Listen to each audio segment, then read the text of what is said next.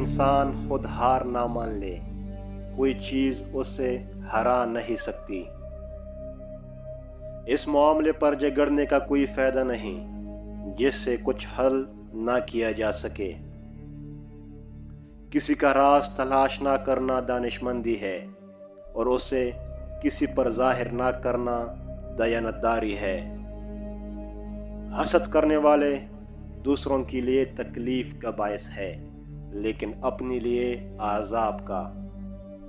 اپنے آپ پر بھروسہ رکھو، اس طرح کوئی آپ کو دھوکہ نہیں دے سکے گا۔ سچائی کی عادت اپنائیے، آپ کو زندگی میں کبھی پچھتانا نہیں پڑے گا۔ اپنی خامیوں کو نظر انداز کر کے دوسروں کے عیبوں پر نظر رکھنا ہماری کمزوری کو ظاہر کرتا ہے۔ عروج کے بعد زوال بہت اذیتناک ہوتا ہے۔ دوسروں کی چاپلوسی کر کے اپنا کام نکلوانے سے بہتر ہے انسان خود محنت کرے، اسی میں انسان کی عزت ہے۔ کسی انسان کو برائی پر مجبور نہیں کیا جا سکتا، اس کی رضامندی اس سے برائی کی طرف مائل کرتی ہے۔ حقیقی خاموشی دماغ کا سکون ہے، اور روح کے لیے ویسے ہی ضروری ہے جیسے نیند جسم کے لیے۔ جب بھی بولو تو سچ بولو، کیونکہ ٹھال مٹول کرنا جھوٹ کی طرف پہلا قدم ہے، اور جھوٹ بولنا جہنم کی طرف پہلا قدم ہے۔ ہمارے غصے کا سب سے زیادہ نقصان ہمیں ہی پہنچتا ہے۔ مقبولیت سے بچیں، اس کے بہت سے نقصانات ہیں اور کوئی حقیقی فائدہ بھی نہیں ہے۔ اپنی زندگی کے تمام فیصلوں کا اختیار اپنے پاس رکھیں، دوسروں کے ہاتھ میں نہیں۔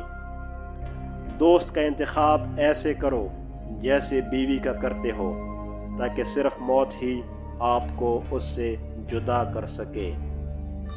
غلط فیصلے کے اثرات بہت کم عرصہ میں ہی نظر آنا شروع ہو جاتے ہیں۔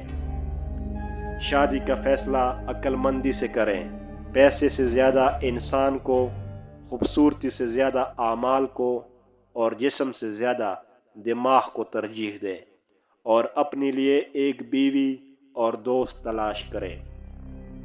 وعدہ صرف اس وقت کریں جب آپ کے اندر اسے پورا کرنے کی صلاحیت موجود ہو۔ پریشان حال زندگی میں اچھے کام کرنا اور آزمائشوں کو صبر سے برداشت کرنا زندگی کو آسان بناتا ہے۔ آج کل انصاف کے پیمانے امیروں کے لیے کچھ اور غریبوں کے لیے کچھ اور ہے۔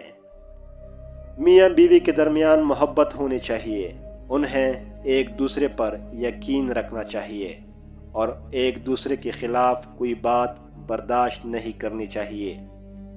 اپنے رہنما کی پیروی کریں اور توجہ سے کام کریں۔ اگر آپ اپنے رہنما کی پیروی چھوڑ دیں گے تو راہ سے بھٹک جائیں گے اور منزل تک نہیں پہنچ پائیں گے۔